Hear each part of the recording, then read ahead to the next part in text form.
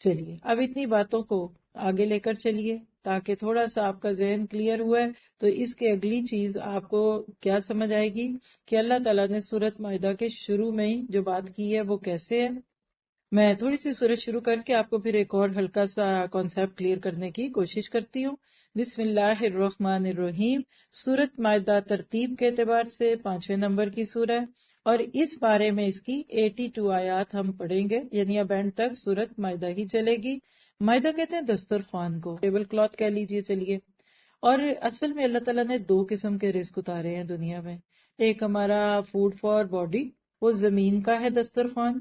اس میں اللہ تعالیٰ نے جو دیا وہ سورۃ عبس اور بہت ساری صورتوں میں اس پہ غور و فکر بھی کرایا، سورۃ غاشیہ میں بھی کرایا. لیکن ایک رزق اللہ نے ربانی رزق کے طور پہ ہماری روح کے لیے اتارا ہے، وہ قرآن میں. اس سورت کو سورت مائدہ کیوں کہتے ہیں؟ اس کی وجہ یہ ہے کہ اس کے آخر میں بنی اسرائیل میں سے وہ لوگ جو حضرت عیسیٰ کے دور میں ان کے سامنے تھے، ان کا ایک مطالبہ ہے، تو اس کی طرف اشارہ ہے. آئیے شروع کرتے ہیں. بسم اللہ الرحمن الرحیم. رکوع نمبر 1 ہے، آیت 1 سے 5. ٹاپک ہے معاہدوں کی پاسداری کرو، یعنی فلفل یور کمٹمنٹس. یا ایھا الذین آمنوا اوفوا بالعقود. اور مزے کی بات دیکھیے کہ سورت کے شروع میں ایمان والوں کو رب کی پکار، پہلی محبت بھری پکار اس پارے کی، یا ایھا الذین آمنوا اوفوا بالعقود. ایسے لگ رہا ہے کہ جیسے اللہ تعالیٰ بندے کو بڑا ہی مہذب دیکھنا چاہتے ہیں. ترجمہ سنتے ہیں. اے ایمان والو، عہد و پیمان پورے کرو، تمہارے لیے مویشی چھپائے حلال کیے گئے ہیں سوائے ان کے جن کے نام پڑھ کر سنا دیے جائیں گے. ابھی آ رہے ہیں آگے آیت 3 میں، اس کی طرف اشارہ ہے. مگر حالت حرام میں شکار کو حلال جاننے والے نہ بننا، یقیناً اللہ تعالیٰ جو چاہے وہ حکم کرتا ہے. پھر دوبارہ دوسری پکار دیکھیے، اس صورت کی خوبی، مستقل دوسری آیت آ گئی جو یا ایھا الذین آمنوا لا تحلوا شعائر اللہ. اے ایمان والو، اللہ تعالیٰ کے شاعر یعنی ریچولز لکھ سکتے ہیں، اللہ تعالیٰ کے شاعر کی بے حرمتی نہ کرو، اور نہ ادب والے مہینوں کی، نہ حرم میں قربان ہونے والے اور پٹے پہنائے گئے جانوروں کی جو کعبہ کو جا رہے ہوں، اور نہ ان لوگوں کی جو بیت اللہ کے قصد سے اپنے رب تعالیٰ کے فضل اور اس کی رضا جوئی کی نیت سے جا رہے ہوں. مراد ہے حج یا عمرے کے لیے جانے والے لوگ. ہاں، جب تم احرام اتار ڈالو تو شکار کھیل سکتے ہو. جن لوگوں نے تمہیں مسجد حرام سے روکا تھا، ان کی دشمنی تمہیں اس بات پر امادہ نہ کرے کہ تم حد سے گزر جاؤ. نیکی اور پرہیزگاری میں ایک دوسرے کی امداد کرتے رہو، اور گناہ اور ظلم و زیادتی میں مدد نہ کرو. اللہ تعالیٰ سے ڈرتے رہو، بے شک اللہ تعالیٰ سخت سزا دینے والا ہے. تم پر حرام کیا گیا مردار اور خون اور خنزیر کا گوشت، اور جس پر اللہ کے سوا دوسرے کا نام پکارا گیا ہو، اور جو گلا گھٹنے سے مرا ہو، اور جو کسی ضرب سے مر گیا ہو، اور جو اونچی جگہ سے گر کر مرا ہو، اور جو کسی کے سینگ مارنے سے مرا ہو، اور جسے درندوں نے پھاڑ کھایا ہو، لیکن اسے تم ذبح کر ڈالو تو حرام نہیں. اور جو آستانوں پر ذبح کیا گیا ہو، اور یہ بھی کہ قرے کے تیروں کے ذریعے فالگیری کرو، یہ سب بدترین گناہ ہیں. آج کفار تمہارے دین سے نا امید ہو گئے. اس کو نوٹ کیجیے گا، الیوم کا لفظ اس صورت میں بہت آئے گا. الیوم اکملتو کی طرح یہاں الیوم آج کے دن. یہ کون سا دن ہے؟ ٹوڈے، ٹمارو، یسٹرڈے نہیں. الیوم سے مراد وہ دن تھا جس دن حجۃ الوداع کا موقع بھی تھا اور اسلام اپنے عروج پہ تھا. آج کے دور میں الیوم وہ دن ہے جس دن انشاءاللہ دنیا میں اسلام غالب آئے گا، اصل صورت میں آئے گا. یقین کریں، اپنے دل میں نا درد محسوس کیا کریں. مجھے ایسے لگتا ہے جب میں محسوس کرتی ہوں، اسپیشلی مسلم ہسٹری کو پڑھتی ہوں یا واقعات دیکھتی ہوں ماضی کے، تو مجھے ایسے لگتا ہے کہ اسلام کی بجائے کہہ لیں مسلمان، یعنی مسلمان ایک سویا ہوا شیر ہے. آج اس وقت سویا ہوا ہے، اس کو ذرا سے اٹھانے کی دیر ہے. جس دن مسلمان کو یہ پتا چل گیا نا کہ میں کیا ہوں اور میں کیا کر سکتا ہوں، آپ دیکھیں گے کہ دنیا پریشان ہو جائے گی. کسی نے ایک پکچر شیئر کی، اور ہے دنیا کے کسی بڑے معروف جگہ پہ، کہ ایک شخص سجدے میں جھکا ہوا ہے نیچے، اور اس کے اوپر ایک شخص پھر بیٹھا ہوا ہے، اور اس کے اوپر ایک کوئی کھڑا ہے، اور جو کھڑا ہے وہ یہودی ہے، جو بیٹھا ہے بیچ میں وہ نصرانی ہے، اور ایک نیچے جو ہے وہ مسلمان ہے. تو لوگ اس کو ایک بڑا پروٹوکول دیتے ہیں کہ دیکھو جودائزم اس سب سے ابو ہے، پھر کرسچینٹی، اور مسلمان دبے میں. تو کسی نے اس کے ساتھ ایک تصویر کے کمنٹ لکھ کر دیا تھا کہ ڈرو اس دن سے جس دن یہ دبا ہوا مسلمان کھڑا ہو گیا تو تم دونوں نے منہ کے بل گرتے. اس وقت امت مسلمہ کا حال یہ ہے. سوئے میں ہمیں پتہ لگ جائے ہم کیا تھے تو غازی یہ تیرے پراسرار بندے پھر اسی پہ آتا ہے. ہم نے اپنے اسلام کو نہ پڑھا، نہ سمجھا، نہ سیکھا. بچوں کو سکھایا ابھی تو نورانی قاعدہ سکھایا، نازلہ سکھایا، ہا خا کا فرق دکھایا، اور بس کا جلدی سے قرآن پورا کرا کے ان کی رسم کر کے فارغ کر دو. ہمارے بچوں کو بھی قرآن نہیں پتا. تو ضرورت ہے اس بات کی کہ ہم اس قرآن کو سمجھیں اور اس کے اوپر کریں غور و فکر. آپ دیکھیں کہ اتنی تفصیل سے تو اللہ نے نماز کا طریقہ نہیں بتایا جتنی ترتیب سے حلال اور حرام کا فرق بتایا، کیونکہ پیٹ میں جو جائے گا وہی ہمارے اعمال سے دکھے گا. فرمایا جو آستانوں پر ذبح کیا اور یہ بھی کہ قرے کے تیروں کے ذریعے فال گیری کرو، یہ سب بدترین گناہ ہیں. آج کفار تمہارے دین سے نا امید ہو گئے. خبردار تم ان سے نہ ڈرنا اور مجھ سے ڈرتے رہنا. آج میں نے تمہارے لیے دین کو کامل کر دیا اور تم پر اپنا انعام بھرپور کر دیا اور تمہارے لیے اسلام کے دین ہونے پہ رضامند ہو گیا.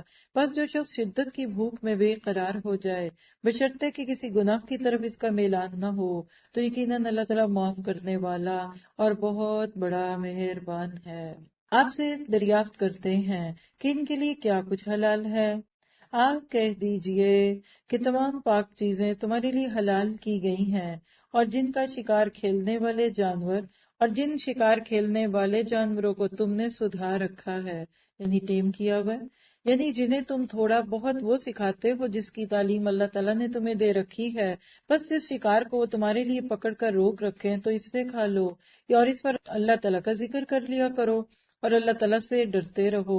یقیناً اللہ تعالیٰ جلد حساب لینے والا ہے. کل پاکیزہ چیزیں آج تمہارے لیے حلال کی گئیں اور اہل کتاب کا ذبیحہ تمہارے لیے حلال ہے اور تمہارا ذبیحہ ان کے لیے حلال ہے. اور پاک دامن مسلمان عورتیں اور جو لوگ تم سے پہلے کتاب دیے گئے ان کی پاک دامن عورتیں بھی حلال ہیں، جبکہ تم ان کے مہر ادا کرو اس طرح کہ تم ان سے باقاعدہ نکاح کرو، یہ نہیں کہ اعلانیہ زنا کرو یا پوشیدہ بدکاری کرو. منکرین نے ایمان کے اعمال ضائع اور اکارت ہیں اور آخرت میں وہ ہارنے والوں میں سے ہے. کیا خوبصورت آیتیں گزر گئی. ہر آیت اپنی جگہ ایک خزانہ ہے. پہلی بات تو دیکھیں کہ اس میں 3 آیات کا تذکرہ ایمان کے ساتھ گزرا. پہلی ہی آیت نمبر 1، اس کو سمجھیے گا ذرا سا. یا ایھا الذین آمنوا اوفوا بالعقود. اس پہ ایک جملہ لکھیے، مومن کی زندگی ایک پابند زندگی ہے. مومن عہد کی رسی میں اللہ کے ساتھ بندھا ہوتا ہے. یہ جو آپ عقیدے کا لفظ بولتے ہیں نا وہ بھی اسی کے ساتھ آتا ہے. آپ اور میں آزاد نہیں ہیں، شتر بے مہار نہیں ہے، جیسا چاہو ویسا کرو، جو چاہو جیو کھاؤ، میرا جسم میری مرضی، یہ سب بیکار کے سلوگن ہیں. ہم اشہد اللہ الہ الا اللہ کہہ کر اللہ تعالیٰ کے ساتھ عہد کی ایک رسی میں بندھ جاتے ہیں اور پھر ساری زندگی دعا کیجیے اسی سے بندھے اور اسی پہ موت آئے. پچھلی صورت میں آپ نے آیت سنی تھی نا، یا ایھا الذین آمنوا آمنوا باللہ. اگر آپ کو یاد ہے آیت تو آپ اس کو مزید میں لے کہ ایمان والو ایمان لاؤ. یہ ایسی ہے جیسے مسلمانوں مسلمان بنو. یہ باتیں ہم نے سورۃ نساء کی آیت 136 میں پڑھی تھی. یہ سورت یا ایھا الذین آمنوا کے ساتھ جو شروع ہوئی ہمارے پاس، یہ ہمیں بتاتی ہے کہ مسلمان کو مسلمان بننے کے لیے سورۃ مائدہ کے احکامات پہ عمل کرنا ہوگا. اور جتنا زیادہ آپ قرآن کے اوپر عمل کرتے جائیں گے آپ مطمئن ہوں گے. دیکھیے آپ نے کبھی بھی زندگی میں کسی سے کوئی وعدہ کیا ہو، پورا نہ کریں تو اگلا بندہ تو پریشان ہوگا. کیا آپ خوش ہوتے ہیں؟ آپ بھی پریشان ہوتے ہیں. کمٹمنٹ کی ہو نبھا نہ سکیں، ذمہ داری لی ہو پوری نہ کر سکیں، کچھ کہا کروں گی نہ کر سکیں تو پریشان ہے نا. اس کا نام ہے depression, stress, suicide, self killing. یہ ہو گیا وہ ہو گیا. اسلام آپ کو مطمئن چاہتا ہے. آپ شوہر بیوی کے ناطے سے دیکھیے، دونوں خوش ہوں گے تو دونوں ہی خوش ہوں گے. ایک غصہ کرے گا، اگر دوسرے کو دکھ ہوئے تو غصہ کرنے والے کو بھی جا کے اپنے اوپر غصہ آ رہا ہوگا کہ میں کیوں اتنا بولا. بیوی بھی کہتی ہے کہ میں ہی نہ بولتی آگے سے، میں نے کیوں فوراً ترکی بترکی جواب دیا. تو رشتہ 2 ہاتھوں سے چلتا ہے. یہاں ایک جملہ لکھیے، تالی 2 ہاتھوں سے بجتی ہے. ایک ہاتھ بیچ میں سے نکل جائے تو تالی نہیں بجتی. یہ تو کسی نے کسی بھی طرح بات کی تھی نا. لیکن مومن کی زندگی میں اللہ نے پابندیاں رکھی ہیں. وہ اس دنیا میں ظاہر آزاد ہے، جو چاہے کرے، اس کے باوجود وہ اللہ کی بڑائی کا اقرار خود کرتا ہے. کسی نے ایک بڑی پیاری بات کی کہ کسی کو باندھ کے کیوں کہیں کہ سنو، وہ خود سنیں گے، ان کے دل باندھے جاتے ہیں. وہ یمامہ اور سمامہ والا جو قصہ آپ نے سنا ہوگا نا، یمامہ کا حاکم سمامہ 3 دن تک نبی صلی اللہ علیہ وسلم اور صحابہ کے روز و شب دیکھ گیا تھا، اور جب آپ نے اس کو آزاد کر دیا تو باہر سے غسل کر کے واپس آ کر کہتا ہے اشہد اللہ الہ الا اللہ واشہد ان محمد رسول اللہ صلی اللہ علیہ وسلم، کہ محمد آپ نے مجھے آزاد نہیں قید کر لیا ہے، اب میں ہمیشہ سے آپ کے لیے قیدی ہوں، بتائیں میں اسلام کے لیے کیا کروں. آپ کی چیز ایسی ہو کہ کسی کو فورس نہ کرنا پڑے، وہ خود کو فورس کرے. مارکیٹنگ کی بہترین اسٹریٹجی کیا ہے؟ Word by mouth. کوئی یہ تو نہیں کہتے کہ تمہارے کتنے کسٹمر ہیں، وہ کہتے ہیں ریپیٹڈ کسٹمر کتنے ہیں. کس نے ایک بار آپ سے چیز خرید لی اور وہ پھر کسی اور جگہ نہیں جاتا. اصل کوالٹی مومن کی یہ ہے. آپ اور میں اللہ کے ساتھ عہد کی رسی میں خود کو باندھتے ہیں، اور جو اللہ سے بنتا ہے پھر یہ نہیں ہو سکتا کہ بندوں کے ساتھ وہ انپریڈکٹیبل ہو. یہاں جو پابندی ہے نا، اس کو بھی سمجھیے. پتہ کیا ہوتا ہے، عام حالات میں لوگ اللہ کے حکموں پہ عمل کرتے ہیں. گڑبڑ کہاں ہوتی ہے؟ جہاں غیر معمولی حالات ہوتے ہیں. ہم عام طور پہ گھر میں اچھے موڈ میں ہوتے ہیں. غیر معمولی کیفیت کب ہوتی ہے؟ جب میاں کو کہا تھا دودھ لے کر آئیں اور وہ بھول گئے. میاں صاحب نے 5 بجے آنا تھا اور وہ بےچارے پھنس گئے ٹریفک میں، 6 بجے گھر. یہ غیر معمولی حالات میں نا آپ ایک اور ہی عورت بن جاتی ہے، پھر آپ کا کچھ اور ہی ہے. وہ اللہ سے ڈرنے والا اللہ سے بے خوف ہو جاتا ہے. یہ وہ وقت ہوتا ہے جب اشتعال آتا ہے. لا یحب اللہ الجہر بالسوء کو سامنے رکھیے. ایسے وقت میں اپنے اوپر کنٹرول رکھنا اللہ یہ چاہتا ہے آپ سے. جو شخص حق پر ہو اس کا ساتھ دینا، اور جو ناحق ہے اس کا ساتھ نہ دینا. اس دنیا کا سب سے مشکل کام ہے، اور اسی مشکل کام کو کرنے والوں کو بہترین انجام کی خبر ہے. پھر آپ نے دیکھا کہ حرمت کے ساتھ آئے 3 میں ایک لمبی لسٹ آپ کو دی گئی جانوروں کے کچھ گوشت کھانے یا نہ کھانے کی. تو ذرا سب سورت مائدہ کے شروع میں جو بات چھیڑی تھی اب اس کو تھوڑا سا آگے بڑھا دیتی ہوں. آپ دیکھیے کہ آج کی دنیا کے 2 بڑے مسائل ہیں. غیر مسلموں نے اسلام کے ماتھے پہ ایک تلک لگا دیا، اور ان کا خیال کیا ہے؟ نمبر 1 ہے کہ اسلام جینڈر ڈسکریمنیشن کرتا ہے، عورت اور مرد کے ساتھ پابندیاں نہیں اور ہے وہ ہے. اس کا جواب سورۃ نساء میں پڑھا ہے الرجال قوامون علی النساء والی آیت کے ساتھ، کہ جینڈر ڈسکریمنیشن نہیں ہے. اصل میں تم نہیں سمجھتے، ایک ہوتا ہے عدل اور ایک ہوتا ہے انصاف. فرق کیا دونوں میں؟ انصاف کے نصف، 5 کلو کا ڈبہ باپ کو دے دیں، 5 کلو کا بچے کو دے دیں جو 5 سال کا ہے. نصف ہو گیا، انصاف ہو گیا آپ کا. آپ کی عدالتیں عدل سے ہیں، عدلیہ لکھیے، انصافیہ نہیں ہے. عدل کیا ہے؟ چھوٹا بچہ بس 1 کلو پکڑ سکتا ہے تو 10 کلو میں سے 1 کلو کا ڈبہ اس کو دے دو، 9 کلو باپ کو دے دو، وہ اس سے بھی زیادہ پکڑ سکتا ہے. اس کو عدل کہتے ہیں. میں آپ کو پہلے سوال کا جواب دے رہی ہوں کہ آج اگر کسی کے دماغ میں یہ ہے کہ اس مسلمان عورتوں پہ بڑا ظلم کرتا ہے، پہلے تو میں یقین ہی نہیں کرتی اس بات پہ کہ عورتیں ڈپریسو ہیں، اپریسو ہیں، مسلمان عورتیں دبی ہوئی ہیں. ذرا شیشے میں جا کر دیکھیے گا کہ آپ میں سے کون دبا ہوا ہے. عورتوں کو مار پڑتی ہے. وہ جو پچھلے پارے میں آیا تھا فَضْرِبُوهُنَّ، پورے پارے میں وہ 2 لفظ ہائی لائٹ کر کے دیکھو اسلام کیا کہہ رہا ہے. اللہ کے بندو، وہ مثال پیچھے دے چکی ہوں کل، اب چھوڑ دیجئے. آپ میں سے کس عورت کو مار پڑتی ہے؟ کس عورت پہ ظلم ہے؟ آپ کی خالہ، پھپھو، مامی، چچی، جو بھی فیمیل رشتے ہیں، آپ ذرا سوچئے کہ کوئی دبی بھی ہے. بیچارے مرد ہی نہیں مظلوم ہوتے. سبحان الذی سخر لنا ھذا وما کننا. وہ سواریاں نہیں، گاڑیاں نہیں، وہ ان کے ساتھ کھڑے شیفر بھی ہیں کہ بیگم آپ بھی جاؤ نا، اب بس کرے. بچہ موٹا گپلا سا پکڑا ہوا ہے، آپ اپنے بازار میں گھوم رہی ہیں اور وہ میاں صاحب کہتے ہیں کہ بس میں اور نہیں آگے چلوں گا. اتنے میں آپ کو بوتیک کا جوڑا دکھا، آپ تو بے چین ہو کے گزر گئی آگے. وہ جوڑا لینے دینے میں جب بل دینے کی باری، ارے میاں تو وہاں کھڑے ہوں گے، تو مڑ کے دیکھا تو اللہ کا بندہ پھر مادو بنا ہوا مٹی کا آپ کے پیچھے ہے. سبحان الذی سخر لنا، اللہ نے مسخر کر دیا اس بندے کو آپ کے لیے. اب کیا کریں؟ کسی پہ ظلم ہوا دیکھا آپ نے آج تک؟ وہ کوئی ماسی ہوگی جس کا میاں چرسیا ہوگا، بھنگی ہوگا. تو پہلا الزام جو اسلام کے ماتھے پہ لگا ہے وہ الحمدللہ سورۃ نساء میں پورا ہوا. دوسرا جو بہت بڑا، آج اور آپ پر میں بس میں بیٹھ کے یہ بات کر رہے ہیں، میں پچھلے 22-23 سال سے یہ جملہ سنتی آئی ہوں، حلال ذبیحہ کھائیں نہیں، وہ کھائیں نہیں، یہ حلال میٹ وہ میٹ. کسی نے کہا یہ حلال نہیں ہے نا تو یہ حرام بھی نہیں ہے. مجھے سمجھ نہیں آئی یہ کیا جملہ ہوتا ہے. تو پھر انہوں نے کہا نہیں، یہ مطلب ٹرکی ہے اور فلاں ہے، مثال ہے کہ مرغی ہے لیکن پگ نہیں ہے، یعنی ہمارے یہاں پگ کو حرام سمجھتے ہیں. یہ پوری آیت اللہ نے آپ کو اس شریعت پہ سر اٹھا کے فخر کرو کہ جو جانور تمہیں کھانے سے روکا ہے، گوشت تو گندگی ہے، گٹر کی پائپیں ہیں نا، یہ آپ کے باڈی میں بلڈ ویسلز ہیں. سارا دن جسم میں جو سارے ڈیٹیریشن ہوتی ہے، جو میٹابولزم ہوتی ہے، اس میں جو سیلز مر جاتے ہیں ان کی لاشوں کو لے لے کے سارا دن بلڈ پھرتا ہے اور اینڈ پہ جا کر اس کو پھر ضائع کیا جاتا ہے. آپ بلڈ والا گوشت کھائیں گے تو آپ کے اندر وہ نہیں آئے گا. پگ کے گوشت سے اللہ کو کوئی چڑ تھوڑی تھی، اللہ نہیں بنایا پگ کو. تو کہنے کا مطلب یہ ہے کہ شریعت پہ لگے ہوئے الزام کا یہ صورت، اب پوری صورت مائدہ اس ایک الزام کا جواب آپ کو دے گی، کیا کھا سکتے ہو کیا نہیں کھا سکتے، یہ حلال ہے وہ حرام ہے. پھر اسی میں آپ نے دیکھا ہے کہ شادی کی بات آ گئی. آپ کہیں گے ابھی تو آپ کہہ رہی ہیں کہ اسلام عدل کی بات کرتا ہے، تو عورتوں کی شادی غیر مسلم مردوں سے نہیں ہو سکتی، مسلم مردوں کی شادی ہو سکتی ہے ایک غیر عورت سے. کیوں؟ کیونکہ عورت جلدی متاثر ہو جاتی ہے. ایک عورت کی شادی اگر ایک غیر مسلم سے ہوگی، ایک تو وہ دبا لے گا کیونکہ مرد اپنی فطرت کے ساتھ سے ڈومیننٹ ہے، اور دوسری بات ہے کہ عورت بڑی جلدی بچ جاتی ہے. سب سے پہلے اپنا نام ہی اتارتی ہے ابا جی کا، اور مسز فلاں، بیگم فلاں، ہے شریکہ حیات فلاں، عورت دب جاتی ہے نا. اللہ نے کہا کہ نہیں. اور دوسری بات ہے کہ وہ جلدی سے غیر مسلم کے رنگ میں رنگے. اللہ نے مرد کو اجازت دے دی کہ تم کر لو نان مسلم عورت سے شادی. کیوں؟ نمبر ایک، مرد ڈومیننٹ ہوتا ہے، وہ بیوی کو بائی ہک اور بائی کروک مائل کر لے گا. اور دوسری بات ہے کہ اس کی بیوی اگر غیر مسلم ہوگی تو مرد اگر ایک اچھا شوہر بنے گا تو وہ اس کا ذمہ دار ہے. یعنی دودھ کا دودھ پانی کا پانی. اللہ نے یہ بات کہہ کے الیوم اکملت لکم دینکم کہہ کر یہ بتا دیا کہ تمہیں میں نے ادھورا دین نہیں دیا. دین ہر دور میں پکا تھا. یہ لوگ کہتے ہیں نا پہلا دین پورا نہیں تھا پھر اسلام میں پکا آ گیا پورا آ گیا. غلط ہے.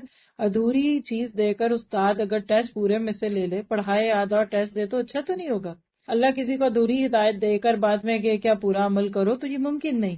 تو بہرحال یہ ایک مضمون ہے جو قابل غور بھی ہے. آج خاص طور پہ آپ کے بچوں کے بہت سارے سوالوں کا جواب ہے سورۃ مائدہ میں. کسی بھی طرح سے ان کو اس چیز کے ساتھ جوڑ کر دیکھ لیجئے. اللہ تعالیٰ نے اس میں ساری باتیں بتا کر آپ کو مجھے بس اس بات پہ مطمئن کر دیا، حلال اور حرام کا قانون کتنی بھی تفصیل سے کیوں نہ بتا دیں، بالآخر انسان کا اپنا ارادہ ہی ہے جو اس کو کسی چیز سے روکتا ہے یا روک نہیں لے جاتا ہے. جتنا آپ کے اندر تقویٰ ہوگا، آپ اپنے اوپر خود چوکیدار ہوں گے، اپنے گارڈ مین ہوں گے، سیکورٹی گارڈ ہوں گے، اتنا آپ انشاءاللہ ان چیزوں کے اوپر مانیں گے نہیں. آج کتنی تیزی سے غیر مسلم لڑکوں کے ساتھ ہماری مسلمان بچیوں کی شادیاں ہو رہی ہیں. کدھر گئی ہے سورۃ مائدہ کی آیت جو ابھی پڑھ کے بیٹھے ہیں؟ کدھر گیا وہ اسلام مرد کا جو غیر مسلم بیوی کے ساتھ رہتا ہے لیکن اس کی نماز کی فکر نہیں، اس کو اس کے دین کی فکر نہیں. کیوں نہیں؟ کیونکہ ہمارے بچے ان ساری چیزوں سے دور ہیں. دعا کیجئے کہ ہم اپنے بچوں کو کم از کم ایک بار تو قرآن کا ترجمہ پورا سکھا کر دنیا سے جائیں، اور مہلت مانگیے کہ اللہ ہم نے بہت دیر کر دی، اب آپ ہمارے لیے اس چیز کو آسان کر دیجئے. پھر اسی طرح سے آیت نمبر 2 سورۃ مائدہ میں یا الذین آمنو کہہ کر کیا پیغام دیا؟ شاعر اللہ کی بے حرمتی، اسلام کی بے حرمتی ہے، اسلام آپ کو اس سے بچاتا ہے. اور مائدہ 5 کا پیغام کیا ہے؟ اہل کتاب کا کھانا اور پاک دامن عورتیں حلال ہیں. آپ کے میرے لیے فیتھ ان ایکشن کے پوائنٹ کیا ہیں؟ انٹرٹینمنٹ کے نام پر دین کا مذاق نہیں اڑانا، نیکی کے کاموں میں ایک دوسرے کی مدد کرنی ہے، اور خلاف شریعت کام میں دوسروں کا ساتھ نہیں دینا. یہ جو آج انٹرٹینمنٹ کے نام پہ بےہودہ قسم کے جوکس اور ہنسی مذاق والی چیزیں، اور پھر وہی کہوں گی کہ وہ ویڈیوز اور میمز میں آ گئی، یہ بھی کسی بھی قوم کے بگڑے ہوئے مزاج کی علامت ہے. اسے بچنے کی ضرورت ہے. آگے جی رکوع نمبر 2 6 to 11 ایمان والوں کی رہنمائی اللہ کی طرف سے، اور پکار ہے محبت بھری آپ کے نام. یا ایھا الذین آمنوا اذا قمتم الی الصلاۃ فاغسلوا. اب یہاں سے آپ وضو کے، غسل کے اور نماز کے مختلف طریقے دیکھیں گے. اے ایمان والو، جب تم نماز کے لیے اٹھو تو اپنے منہ کو اور اپنے ہاتھوں کو کوہنیوں سمیت دھو لو، اپنے سروں کا مسح کرو اور اپنے پاؤں کو ٹخنوں سمیت دھو لو، اور اگر تم جنابت کی حالت میں ہو تو غسل کر لو.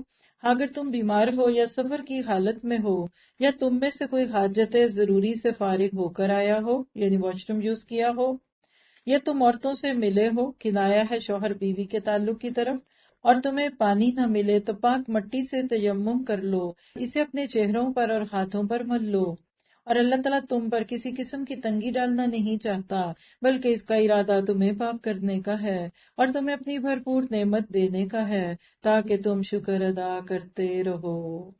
کیا خوبصورت طریقے سے طریقہ سکھایا وضو کا۔ تم پر اللہ تعالیٰ کی جو نعمتیں نازل ہوئی ہیں انہیں یاد رکھو، اور اس کی صحت کو بھی جس کا تم سے معاہدہ ہوا ہے، جبکہ تم نے کہا، اس کو ہائی لائٹ کیجیے گا، سمینا و اطعنا، ہم نے سنا اور مانا، اور اللہ تعالیٰ سے ڈرتے رہو، یقیناً اللہ تعالیٰ دلوں کی باتوں کو جاننے والا ہے۔ اور پھر ایک پکار آیت 8 میں آپ کے نام، یا ایھا الذین آمنوا کونوا قوامین للہ، اے ایمان والو تم اللہ کی خاطر حق پر قائم ہو جاؤ، راستی اور انصاف کے ساتھ گواہی دینے والے بن جاؤ، کسی قوم کی عداوت تمہیں خلاف عدل پر امادہ نہ کرے۔ اس صورت میں جہاں لفظ عدل آئے نا اس کو ہائی لائٹ کریں۔ جو شروع میں آپ کو کانسیپٹ دیا وہ یہی ہے کہ اسلام عدل کی بات کرتا ہے، برابری کی نہیں۔ عدل کیا کرو جو پرہیزکاری کے زیادہ قریب ہے، اور اللہ تعالیٰ سے ڈرتے رہو، یقین مانو کہ اللہ تعالیٰ تمہارے اعمال سے باخبر ہے۔ اللہ کا وعدہ ہے جو ایمان لائیں اور نیک کام کریں ان کے لیے وسیع مغفرت اور بہت بڑا اجر ہے اور ثواب ہے، اور جن لوگوں نے کفر کیا اور ہمارے احکام کو جھٹلایا وہ جہنمی ہے۔ 30ویں بار پکارے کی رکوع میں آپ کو، یا ایھا الذین آمنوا اذکروا نعمت اللہ علیکم، اے لوگو جو ایمان لائے ہو، اللہ نے جو احسان تم پر کیا ہے اسے یاد کرو، جبکہ ایک قوم نے تم پر دست درازی کرنا چاہی، یعنی تم پر ہاتھ اٹھایا، تو اللہ تعالیٰ نے ان کے ہاتھوں کو تم تک پہنچنے سے روک دیا، اور اللہ تعالیٰ سے ڈرتے رہو، اور مومنوں کو اللہ تعالیٰ پر ہی بھروسہ کرنا چاہیے۔ کیا پتہ چلا؟ ایمان سے متعلق 4 آیتیں آپ فیل کریں، متنی صورتوں میں بار بار آمنو کا لفظ آپ کو مل رہا ہے۔ آگے کچھ صورتیں آئیں گی جس میں ایک بھی بار نہیں ہوگا کیونکہ وہ مکی صورتیں ہوں گی۔ تو 4 مقامات میں سے پہلا مائدہ 6، یا ایھا الذین آمنوا اذا قمتم الی الصلاۃ، وضو اور تیمم کے احکامات خود اللہ نے آپ کو سکھائے پکار کے۔ آپ جانتے ہیں کہ فرسٹ ہینڈ کسی سے سیکھنا یا کسی کے ساتھ کوئی معاملہ رکھنا یہ زیادہ فائدہ دیتا ہے۔ پھر اس کے بعد دشمن کے ساتھ بھی انصاف کرنا ہے، یہ سورۃ مائدہ کی آیت 8 کا میسج ہے۔ مائدہ 9 سے کیا پتہ چلا؟ وعد اللہ الذین آمنوا وعملوا الصالحات لہم مغفرۃ واجر عظیم، فیتھ ان ایکشن۔ پورا قرآن ہائی لائٹ کرتے جائیے، کبھی یہ نہیں آئے گا کہ ان الذین آمنوا لہم الجنہ، لہم المغفرہ، لہم الاجر العظیم، بلکہ آمنوا وعملوا الصالحات۔ تو کیا اس میں فیتھ ان ایکشن کا پوائنٹ نکلا کہ چونکہ نیک اعمال کرنے والوں سے اللہ تعالیٰ نے اجر عظیم کا وعدہ کیا ہے تو ہم نے انشاءاللہ اس کی کوشش کرنی ہے۔ اور مائدہ 11، پرامن زندگی بہت بڑی نعمت ہے، آپ اور میں اللہ کا شکر ادا کریں۔ جنگ نہیں لگی ہوئی، کرونا نہیں ہے، وار زون میں نہیں ہے، مختلف چیزوں میں اگر اپنے آپ کو رکھیں گے تو آپ اپنے آپ کو ہر چیز سے بہترین طریقے سے سمجھیں گے کہ میں سب سے اچھے حال میں ہوں۔ آپ دیکھیں یہی رمضان آنے والا ہو یا رمضان آیا ہو اور ہمارے پاس جنگ ہو، بھوک ہو، پیاس ہو، وہ کرونا والے سال یاد کیجئے، نمازیں مسجد میں نہیں ہیں، گھروں سے بیٹھ کر قرآن سن رہے تھے۔ ہم شاید ابھی بھی یہی چاہتے ہیں کہ ہمیں گھروں سے ہی لوگ سارا کچھ دے دیں، ورچوئل نمازیں بھی پڑھ لیں گے، کل مسجدوں سے بھی اپنے آپ کو فارغ کریں گے۔ چونکہ یہاں نماز کی بات ہوئی تو تھوڑی سی بات مجھے نماز پہ کرنے دیجئے۔ آپ دیکھیے دن میں 5 نمازیں، 5 دفعہ منہ دھونے یا 5 دفعہ صاف ہونے کا نام ہے، کیونکہ نماز ایک ربانی چشمہ ہے جس میں نہا کر ہم گناہوں سے پاک ہو جاتے ہیں۔ نماز کا مقصد گناہوں سے، برائیوں سے پاک کرنا ہے، یہ مضمون ہم 21ویں پارے کی پہلی آیت میں بھی پڑھیں گے۔ چونکہ برائیوں سے پاک کرنا ہے نا تو وضو اس کی ایک بیرونی تیاری ہے۔ انسان جب نماز کا ارادہ کرتا ہے نا تو پہلے وہ پانی کے پاس جاتا ہے۔ پانی بہت بڑی نعمت ہے جو انسان کے لیے ہر قسم کی گندگی کو دھونے کا بہترین ذریعہ ہے۔ تو نماز بھی آپ کو مجھے برے جذبات، برے خیالات، بری سوچوں سے پاک کرتا ہے۔ غصہ آیا ہو جا کے وضو کریے، ڈپریشن ہے جا کے وضو کیجیے، وسوسے آ رہے ہیں وضو کیجیے۔ اور آپ جب وضو کرتے ہیں نا تو وہ ایک بڑی پیاری سی حدیث آپ جو نماز نبوی میں بھی سنتے ہیں اس کی ایک عملی تصویر بن جاتے ہیں۔ وضو کرتے ہوئے سب سے پہلے ہم ہاتھوں پہ پانی ڈالتے ہیں، گویا کہ عمل کی زبان سے ہم یہ دعا کرتے ہیں کہ اللہ میرے ان ہاتھوں کو برائیوں سے بچانا اور اس کے ذریعے جو مجھ سے برائیاں ہوئی ہیں ان کو دھو کر صاف کر دے. پھر بندہ منہ میں پانی ڈالتا ہے اور چہرے کو دھوتا ہے.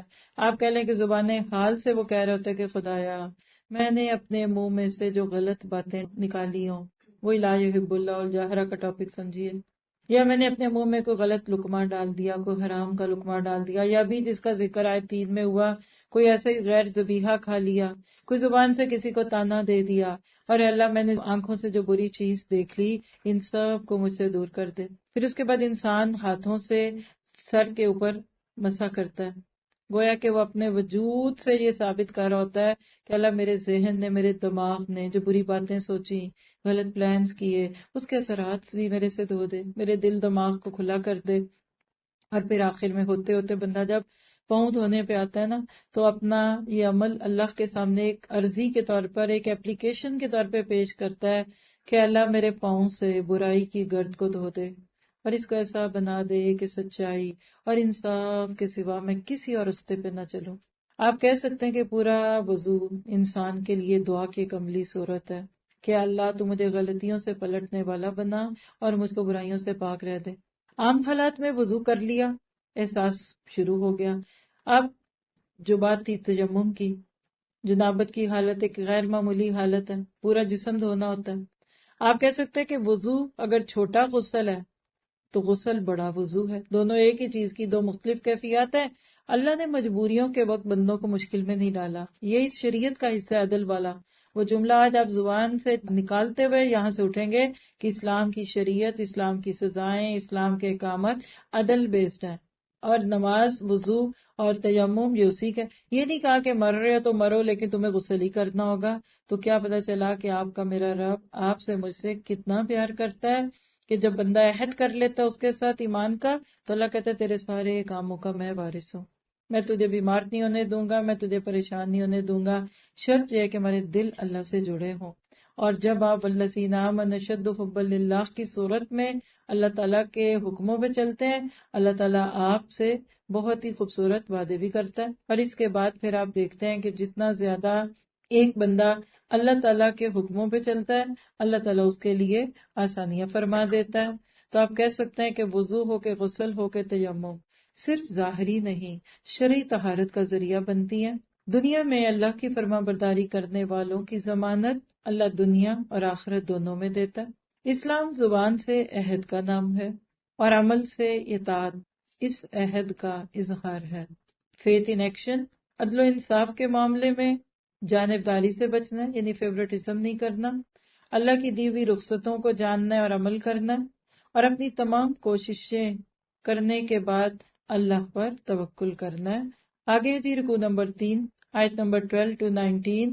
اہل کتاب کی خباثتیں، یعنی لوگوں نے حسد کیا. آگے سے آپ کو دوبارہ تھوڑا سا انداز بنی اسرائیل کی یہ والی جو ٹون ہے اس میں ملے گا. وَلَقَدْ أَخَذَ اللَّهُ مِيثَاقَ بَنِي إِسْرَائِيلَ، اللہ تعالیٰ نے بنی اسرائیل سے عہد و پیمان لیا اور انہی میں سے 12 سردار ہم نے مقرر فرمائے. وہی جو شروع سے پہلے پارے میں آپ نے پڑھا تھا، اسی حصے کو ذرا ذہن میں لائیے. اور اللہ تعالیٰ نے فرمایا کہ یقیناً میں تمہارے ساتھ ہوں اگر تم نماز قائم رکھو گے اور زکوٰۃ دیتے رہو گے اور میرے رسولوں کو مانتے رہو گے اور ان کی مدد کرتے رہو گے اور اللہ تعالیٰ کو بہترین قرض دیتے رہو گے، تو یقیناً میں تمہاری برائیاں تم سے دور رکھوں گا اور تمہیں ان جنتوں میں لے جاؤں گا جن کے نیچے چشمے بہ رہے ہیں. اب اس عہد و پیمان کے بعد بھی تم میں سے جو انکاری ہو جائے تو یقیناً راہ راست سے بھٹک گیا. پھر ان کے عہد شکنی کی وجہ سے ہم نے ان پر اپنی لعنت نازل فرما دی اور ان کے دل سخت کر دیے کہ وہ کلام کو اس کی جگہ سے بدل ڈالتے ہیں، اور جو کچھ نصیحت انہیں کی گئی تھی اس کا بڑا حصہ بھلا بیٹھے. ان کی ایک نئی خیانت پر آپ کو اطلاع ملتی رہے گی. ہاں تھوڑے سے ایسے نہیں بھی ہیں، بس انہیں معاف کرتا رہے اور ان کی حرکات سے چشم پوشی کرتے رہیے. بے شک اللہ تعالیٰ احسان کرنے والوں سے محبت کرتے ہیں. جو اپنے آپ کو نصرانی کہتے ہیں ہم نے ان سے بھی عہد و پیمان لیا، انہوں نے بھی اس کا بڑا حصہ فراموش کر دیا جو انہیں نصیحت کی گئی تھی. تو ہم نے بھی ان کے آپس میں بغض اور عداوت ڈال دی جو تا قیامت رہے گی، اور جو کچھ یہ کرتے تھے ان قریب اللہ تعالیٰ سب بتا دے گا. کیا پتا چلا کہ جب قومیں اللہ کی دی ہوئی نصیحت کو بھول جاتی ہیں تو اللہ تعالیٰ ان کے دلوں میں بغض اور عداوت ڈال دیتا ہے. اے اہل کتاب، یقیناً تمہارے پاس ہمارا رسول آ چکا جو تمہارے سامنے کتاب اللہ کی بکثرت ایسی باتیں ظاہر کر رہا ہے جنہیں تم چھپا رہے تھے، اور بہت سی باتوں سے درگزر کرتا ہے۔ تمہارے پاس اللہ تعالیٰ کی طرف سے نور اور واضح کتاب آ چکی ہے۔ یہ آیت یہاں اٹلانٹا جارجیا میں نہیں، مدینہ کی اس گلی میں اور مسجد نبوی کے اس احاطے میں خود کو لے جا کر سوچئے کہ جہاں یہ آیتیں اتر رہی تھی اور باہر مدینہ کے یہود پھر رہے تھے، ڈائریکٹ ہٹ پڑتی تھی ان کے دل دماغ پر کہ یہ کیا ہوا۔ لیکن وہی بات ہے کہ حسد اور بغض کی وجہ سے بندے کو اپنی غلطی نظر نہیں آتی، اسی لیے فرمایا کہ یہ وہ چیز ہے، کون سی کتاب، جس کے ذریعے سے اللہ انہیں جو رضائے رب کے در پہ ہوں سلامتی کی راہ بتاتا ہے، اور اپنی توفیق سے اندھیروں سے نکال کر نور کی طرف لاتا ہے، اور راہ راست کی طرف ان کی راہ بری کرتا ہے۔ دل سے دعا کریے اللہ اس قرآن کے نور کو ہماری زندگیوں میں بھر دے، ہماری نسلوں کی حفاظت فرما، وہ اس قرآن سے ایسے چلے جائیں، اندھیری قبریں ہوں گی کیا ان کی، ادھر قرآن کے یہ نور، قرآن کی آیتیں، قرآن کے یہ ٹارچ نہیں چاہیے۔ اگر ایسا ہے تو پھر اللہ تعالیٰ ہمیں آگے اس قوم کا حال سنا رہے ہیں، پہلے یہود کی بات تھی اب نصارہ کی۔ یقیناً وہ لوگ کافر ہو گئے جنہوں نے کہا کہ اللہ ہی مسیح ابن مریم ہے، نعوذ باللہ۔ کرسچنز کا وہ فرقہ جو جیزس گاڈ کا دعویٰ کرتا ہے اس کا تذکرہ ہے۔ آپ ان سے کہہ دیجئے کہ اگر اللہ عیسیٰ ابن مریم اور ان کی والدہ اور وہ زمین کے سب لوگوں کو ہلاک کر دینا چاہے تو کون ہے جو اللہ تعالیٰ پر کچھ بھی اختیار رکھتا ہو؟ آسمان اور زمین دونوں کے درمیان کا کل مالک اللہ تعالیٰ ہی ہے، یعنی اس کی ملکیت میں ہے، وہ جو کچھ چاہتا ہے پیدا کرتا ہے، اور اللہ تعالیٰ ہر چیز پر قادر ہے۔ یہود و نصارہ کہتے ہیں کہ ہم اللہ کے بیٹے اور اس کے دوست ہیں، خوش فہمیاں۔ آپ کہہ دیجئے پھر تمہیں تمہارے گناہوں کے باعث اللہ سزا کیوں دیتا ہے؟ نہیں، بلکہ تم بھی اس کی مخلوق میں سے ایک انسان ہو، وہ جسے چاہتا ہے بخش دیتا ہے اور جسے چاہتا ہے عذاب کرتا ہے۔ زمینوں، آسمان اور ان کے درمیان کی ہر چیز اللہ کی ملکیت میں ہے اور اسی کی طرف لوٹنا ہے۔ ذرا محسوس کیجئے اللہ کی طرف لوٹنے کو، کیا وہ وقت ہوگا، کیسے وہ حالات ہوں گے۔ اہل کتاب، بالیقین ہمارا رسول تمہارے پاس رسولوں کی آمد کے ایک وقفے کے بعد آ پہنچا ہے، جو تمہارے لیے صاف صاف بیان کر رہا ہے، تاکہ تمہاری یہ بات نہ رہ جائے کہ ہمارے پاس تو کوئی بھلائی برائی سنانے والا ہی نہیں آیا۔ اب تو یقیناً خوشخبری سنانے والا اور آگاہ کرنے والا پہنچا، اور اللہ تعالیٰ ہر چیز پر قادر ہے۔ کتنی پکاریں پڑی۔ اب ذرا سوچئے وہ لوگ جو نبی کے سامنے موجود تھے اور ان کو یہ آیتیں مل رہی تھی تو وہ کیا ری ایکشن شو کرتے ہوں گے۔ مثال سے سمجھیے نا کہ جیسے آج کل دور قرآن ہو رہا ہے، آپ اپنی دوستوں کو بلاتے ہیں، پھر کسی کو میسج کرتے ہیں، پھر فلائر آتا ہے، ایک سے دو بار ایک ہی فلائر مل جائے تو لوگ کہتے ہیں کیا مصیبت ہے، لوگوں نے تو ایک ہی کام بنا، پتہ لگ گیا ہمیں، اچھا آنا ہوگا تو آ جائیں گے۔ کانوں پہ آواز نہیں پڑ رہی ہوتی، وہ حجت تمام ہو رہی ہوتی ہے، ایک بار، دو بار، تین بار۔ دیکھیے 5 نمازیں کٹھی پڑھ لی جلدی، کیا حرج تھا؟ صبح اٹھے تو ساری کٹھی پڑھ لو، یا سونے سے پہلے پڑھ لو، یا چلو سارے دن میں جب فارغ تھے اس وقت جا کے 5 پڑھو۔ نہیں، 5 نمازیں 5 حجتیں ہیں۔ آپ کو مجھے بھی اپنے اوپر غور و فکر کرنے کی ضرورت ہے کہ ہم خوش فہمیوں کی جنت میں تو نہیں ہیں۔ یہود کا یہ گمان کہ ہم نسلی جنتی ہیں، ہم خاندان انبیاء کرام ہیں، تو اللہ نے بتا دیا کہ جنت کسی کو عمل سے ملتی ہے، نہ کہ اس کے کسی نسلی تعلق کو۔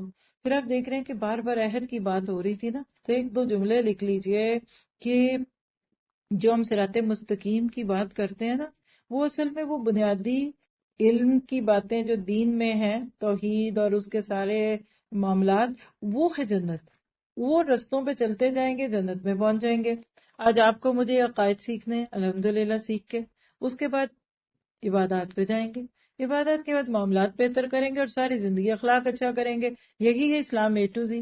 اسی شہر، اسی بلکہ ادارے سے ہی ہم نے کیا تھا آج سے کچھ سال پہلے۔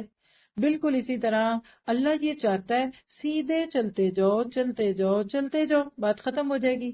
ہوتا کیا ہے کہ جب اللہ کی طرف سے بھیجے ہوئے دین کی حامل قوموں میں بگاڑ آتا ہے تو وہ ہائی وے پہ جانے کی وجہ سائیڈ کی چھوٹی چھوٹی گلیوں میں چلے جاتے ہیں، خود ساختہ باتیں، فروئی باتیں، جزوی باتیں، دین کا تصور بدل جاتا ہے۔ آپ دیکھیں آپ کا ایئرپورٹ نیا بنا، کتنا اچھا بنا، کچھ سالوں بعد جا کر دیکھیں دیواروں پہ شعر لکھے ہوئے ہیں، دل توڑ بنا کے اندر تیر ڈالے ہوئے ہیں، کیونکہ لوگوں نے خراب کر دیا، ٹوٹیاں ٹوٹ گئیں، کیا ہو گیا؟ کیونکہ ہم بگاڑتے ہیں. جیسے نئی چیز خوبصورت لگتی ہے، بعد میں پرانی ہو جاتی ہے نا، کیونکہ رینوویشن. دین کے نام پر بیسک چیزوں کو چھوڑ کر فقہی باتوں پہ جانا، یہ دین کا حلیہ بگاڑنا ہے. آپ گواہی دے سکتے ہیں الحمدللہ آج 6 پارہ ہم کر رہے ہیں، 7th ڈے ہے ہمارے دورے قرآن کا. آج بھی تک آپ نے اس زبان سے کوئی فقہی بات سنی ہے؟ کسی کے خلاف سنی؟ ہم یہ ہیں تم وہ ہو سنی ہے؟ ایک ہی درد نہیں ہے کہ لوگوں پہلے اللہ کے ساتھ تو تعلق ٹھیک کرو. لیکن شیطان کئی دفعہ یہ دھوکے دے دیتا ہے لوگوں کو کہ نہیں نہیں نہیں، یہ تو تمہاری فکر بدل دیں گے، تمہاری سوچ بدل دیں گے. تو یہود ایک فقہی نام ہے، ایک فروئی نام ہے، ایک گروہی نام ہے، ایک فرقہ وارانہ نام ہے. اللہ تعالیٰ آپ کو مجھے یہ بتا رہا ہے کہ جس وقت موت کا فرشتہ تمہارے سامنے آئے گا نا، تو اس وقت تمہیں اپنی نیکیوں کی فکر ہوگی. تم اس وقت کسی نام سے نہیں پہچانے جاؤ گے. قبر میں بھی من ربو کا، من رسولو کا، ما دینو کا کی بات آئے گی. تو آپ کے لیے، میرے لیے اس پورے رکوع میں سے فیتھ ان ایکشن کیا ہے کہ اپنے عہدوں کو پورا کرنا ہے، رسولوں کی تعلیمات پہ عمل کرنا ہے، اور سب سے بڑھ کر رسول صلی اللہ علیہ وسلم کے مشن کو آگے بڑھانا ہے، اور دین کے بنیادی حکموں کو چھوڑ کر چھوٹی چھوٹی اختلافی باتوں میں نہیں پڑنا.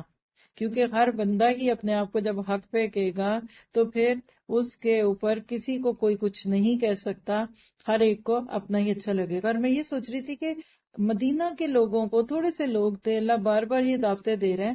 اگر آج کے دور میں مسلمانوں کے پاس اللہ کے نبی آ جائے، آج اگر قرآن کے نزول کا سلسلہ موقوف نہ ہوا ہوتا اور چل رہا تھا قرآن، تو ہم مسلمانوں کو روز ڈانٹ نہیں پڑنی تھی. یہ تم کیا سنی شیعہ وہابی اور اہلی اور فلاں بنے بیٹھے ہو؟ تم پہلے مسلمان تو پورے بنو. اسلام تو تمہارا پورا ہی نہیں ہے. کیونکہ اہل کتاب نے اپنے دین میں 2 بہت بڑی غلطیاں کی تھیں. ایک تو کیا ہے کہ اپنی تعلیمات جو تھی تورات کی، اس کو بدل دیا، تحریف کر دی، تعویلیں کر دی، ایسی تبدیلیاں کی کہ سستی نجات کے کچھ نسخے بنا لیے، پیغمبر کی ضرورت ہی نہیں رہتی. اور دوسرا یہ تھا کہ دین کے نام پہ کچھ پابندیاں لگا لی. یہ آیتیں بالکل ان ساری پابندیوں کو کھولتی جا رہی ہیں. ایسے لوگوں کے لیے قرآن نعمت ہے. اور میں یہ کہہ کر آگے چلی جاؤں گی کہ کل جیسے قرآن ان کے لیے ایک پکار تھی کہ چھوڑو اپنی یہ فروئی باتیں اور بیکار باتیں، یہ نبی صلی اللہ علیہ وسلم تمہارے سامنے آگے ان کو مان لو. بالکل آج آپ کو، مجھے بھی، خاص طور پر ان لوگوں کو جنہوں نے 25 30 35 40 سال کا ہونے پہ بھی قرآن نہیں پڑھا، ان کو بھی قرآن جی کہہ رہا ہے چلو بہت ساری کتابیں پڑھ چکے ہو نا، ایک دفعہ قرآن تو پڑھو، پھر تمہیں پتہ چلے گا کہ اللہ کے نبی کا مشن کیا تھا.